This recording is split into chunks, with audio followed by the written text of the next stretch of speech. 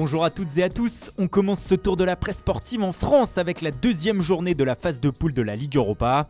Et hier soir, l'Olympique lyonnais a eu tout bon à domicile face aux Danois de Brøndby. Victoire 3-0 avec notamment un Karl Toko Ekambi de Gala, auteur de 2 buts et d'une passe décisive. Tous les feux sont au vert pour l'OL, écrit l'équipe ce matin, en référence au derby contre Saint-Etienne qui arrive dimanche pour les Lyonnais.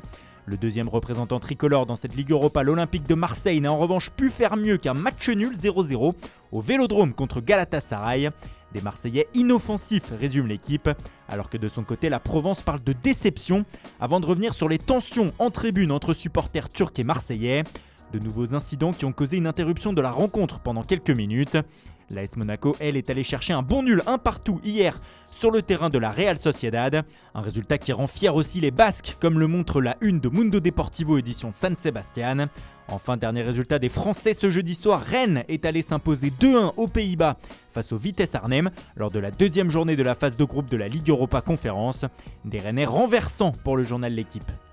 Revenons à la Ligue Europa et parlons maintenant de l'exploit de la soirée. Dans le groupe C de la compétition, le club russe du Spartak Moscou est allé gagner sur la pelouse des invincibles napolitains, actuellement en tête de la Serie A, 3-2. C'est tout simplement incroyable, s'exclame le journal Sport Express ce matin. Le Spartak n'avait jamais gagné en Italie de toute son histoire, c'est dire l'exploit. L'édition napolitaine du Corriere dello Sport en revanche n'est pas en joie ce matin. Quel gâchis, titre le média, qui ne se remet pas de cette défaite alors que le Napoli menait 1-0 après seulement 13 secondes de jeu. En revanche, ça va mieux pour la Lazio. Après sa défaite inaugurale à Galatasaray, les Lazialais sont venus à bout du Lokomotiv Moscou hier 2-0 et passent l'OM au classement de leur poule. Enfin, soirée aussi contrastée pour les clubs anglais avec la défaite de Leicester 1-0 sur le terrain du Legia Varsovie, alors que West Ham s'imposait de son côté tranquillement 2-0 contre le Rapid de Vienne, comme le rapporte le Daily Mirror.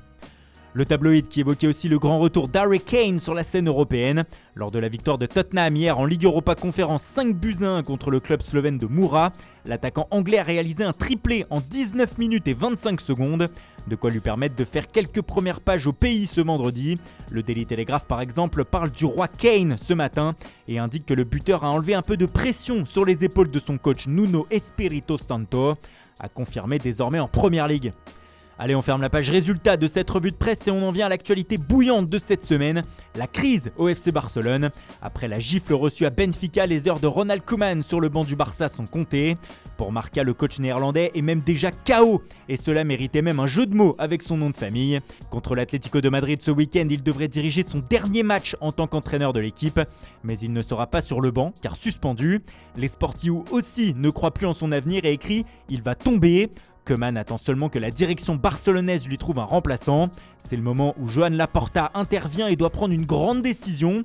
Pas facile lorsqu'on sait qu'un licenciement coûterait 13 millions d'euros à un club à la rue financièrement, écrit AS. Sport indique que Laporta cherche bien un successeur à Koeman. Et aux noms déjà connus comme Roberto Martinez, Andrea Pirlo ou Xavi Hernandez, s'ajoutent 4 autres coachs ce matin. Le premier c'est Marcelo Gallardo, actuel entraîneur de River Plate en Argentine. Le second, c'est Mundo Deportivo, le rêve de Laporta. Il s'agit de Thomas Tuchel, le boss de Chelsea. Un rêve assez fou lorsque l'on sait que le technicien allemand est devenu champion d'Europe il y a quelques mois avec le club anglais et qu'il dirige à la perfection son équipe. On le voit mal arriver au Barça. Enfin, Jürgen Klopp et Ralf Rangnick sont également cités.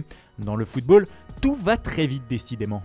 Ça va tellement vite qu'en Italie, Massimiliano Allegri est passé des critiques aux louanges en quelques semaines. Victorieux mercredi soir avec la Juve et de Chelsea justement, le coach italien a déjà reconquis le cœur des supporters selon Tuttosport. Il lui reste à confirmer l'embellie.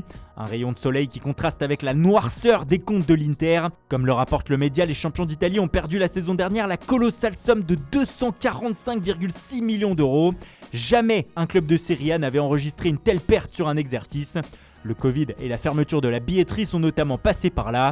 Le cabinet qui a réalisé l'étude explique néanmoins que les signaux de la reprise cette saison sont prometteurs. Et puis on reste en Italie pour terminer cette revue de presse avec la une de la Gazzetta dello Sport du jour. Le célèbre média au papier rose nous dévoile les 5 hommes en or qui vont agiter les prochains mercatos de la planète football. 3 jouent en Italie et sont en fin de contrat en juin 2022. Ils doivent donc choisir entre renouveler leur bail avec leur club ou s'en aller.